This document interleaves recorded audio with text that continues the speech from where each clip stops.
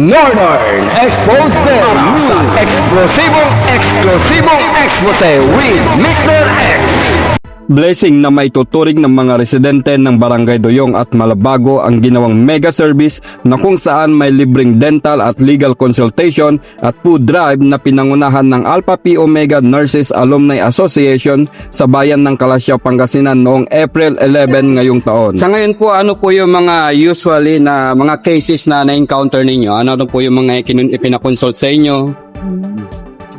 Yung mga patients na nagpunta for tooth extraction, so nabunutan naman sila, then we give them also medication, antibiotics which is complete dose, and then nagbigay din kami ng libreng cleaning para sa mga pasyente, and then consultation para dun sa mga pasyente na may mga problema sa kanilang kalusugan. Umabot sa kabuuang 126 na mga residente ang mga nabigyan ng libreng serbisyo ng APO kung saan nasa 200 na katao ang inaasahang dadalo. Okay sir, bakit dito sa Barangay Doyong ang inyong napili bilang beneficiary ng inyong service?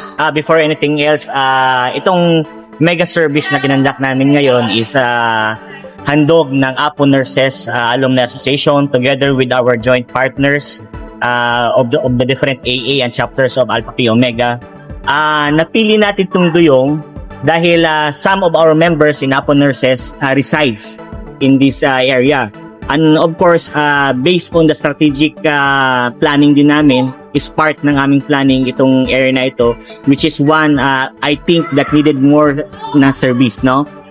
Pero hindi naman tayo namimili kung saan tayo nagbibigay ng service as long as makapag-provide, which is the beating heart of Alpha Pi Omega, is to give service to the community. So, itong napili namin na area is very close to our heart because some of our members is here residing in this area. Pagkatapos po ng service na ito, may kasunod pa po ba? Yes, tuloy-tuloy naman yung pagbibigay ng serbisyo natin, no? Because that is the heart and beating heart of Alpha Pi Omega, and for us as APO Nurses Alumni Association, it is our skills and professional line. So kailangan natin i-share 'yon sa mga communities which need it most, no? Especially doon sa mga pangailangan. Alam naman natin na with our current status today, grabe ang crisis, grabe yung oil price hike. Kahit lang man sa pagbibigay ng dental service, which is very basic para sa mga pangailangan ng ating community, ay makapagbigay tayo ng services.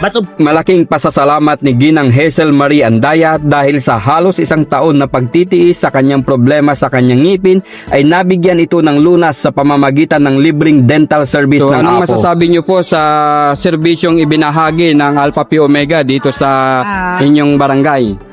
Bali, masasabi ko sa score, 10/10. Oh, diba?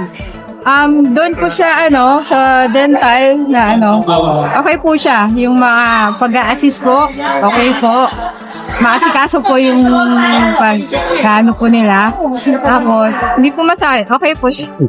Ma'am, ano pong masasabi ninyo sa serbisyong ibinahagi ng Alpha Pi Omega dito sa inyong barangay? Maganda po yung nagbigay nilang serbisyo kasi marami silang natulungan. Maraming nagpabuno, nagpag-cleaning. Medyo nakatulong po sa kanila kasi libre po ito. Salamat sa Alpha Pi Omega dahil ang mga tao dito sa Barangay Malabago at Barangay Doyong ay nagkaroon sila ng mabangong hininga. Ayan, salamat sa Alpha Pi Omega sa servisyong binigay nila na dental service. Maraming salamat po sa Alpha Pi. Sana po, marami pa po kayong matulungan. Dahil sa pakikiisa ng bawat miyembro at alumni association ng APO sa Pangasinan, pinapakita lang nito ang tunay na hangarin sa kapwa at ito'y makatulong sa komunidad. At kilala ang APO bilang isang service organization sa bansa. Para sa Balitang Expose, ako ang inyong Mr. X, RJ Komen, nagbabalita para sa Northern Expose sa eksplosibong expose with Mr. X.